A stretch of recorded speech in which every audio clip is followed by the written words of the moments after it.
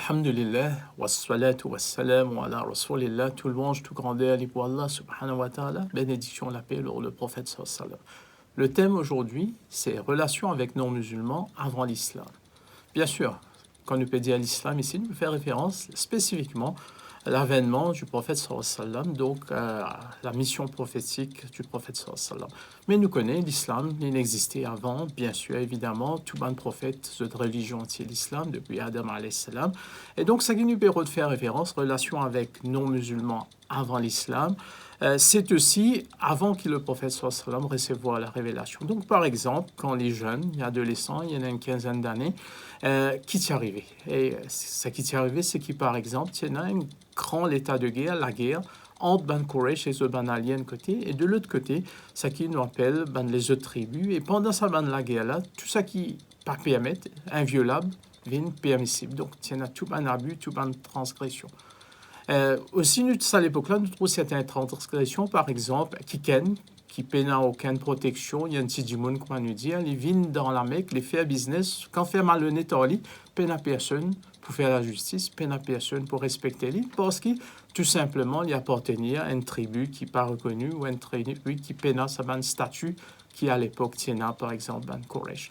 Donc, dans ce contexte-là, Ban Arabe, il ne faut pas qu'il aille vers un extrême en termes de violence, la guerre ou injustice, violation de ban droit de ban dimoun qui plus faible, ils arrêtent de faire dominer aux autres. Donc, tout ça, ban arabe qui noble, zone dans la case, et zone fait un serment, un pacte, c'est un qui appelle Hifal Fudul, c'est-à-dire je dis qui je peux défendre ban dimoun qui misère, ban dimoun qui dans besoin, ban dimoun qui opprimé, ban dimoun qui vulnérable, que ce soit au niveau, quel que ce soit le domaine, commerce ou autre.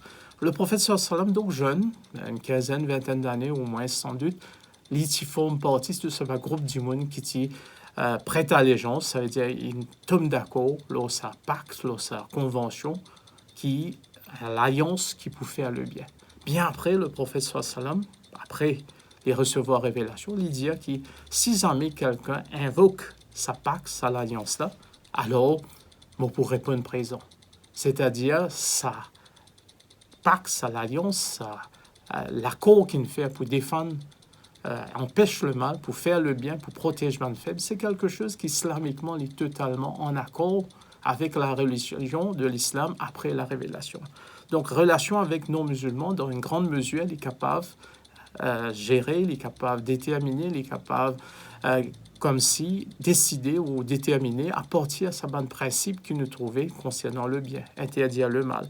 Et tout cela, il rappelle-nous à quoi? Finalement, qui aujourd'hui nous donne le monde presque partout, le monde qui nous appelle pluriel, donc il y a un du monde qui n'a pas même la foi, pas même conviction religieuse que nous bien vivre avec eux, l'autre principe, partage et promouvoir le bien et interdire le mal.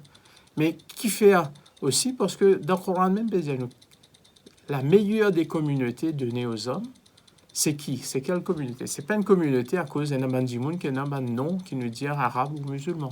C'est meilleur des communautés qui, Allah subhanahu wa ta'ala, nous donne à l'humanité parce que tout simplement, il donne le bien. Il interdit le mal et il y a une croyance, il croit en Allah subhanahu wa ta'ala.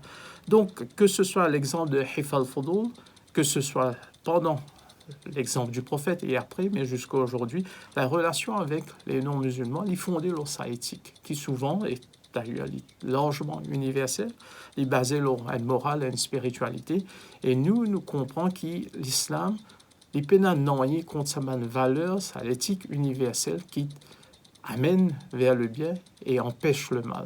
C'est ça qui, aujourd'hui, qui permet nous, par exemple, dans tout bon domaine, que ce soit business, politique, que ce soit affaires familiales, sociales ou l'environnement, qui nous capable d'interagir mieux que cela, participe et même engage-nous prendre un certain leadership dans la promotion du bien et dans empêche le mal, parce que ça, c'est l'islam qui aussi qui existait avant, il n'existait à partir à l'époque du prophète, mais c'est quelque chose qu'Allah subhanahu wa ta'ala demande nous témoigner en tant que musulmans. Et ça, il est important aujourd'hui quand nous envisageons, nous guettons qui relation nous besoin maintenir dans un contexte nouveau envers un monde qui n'est pas musulman. Assalamu alaikum wa rahmatullahi wa barakatuh.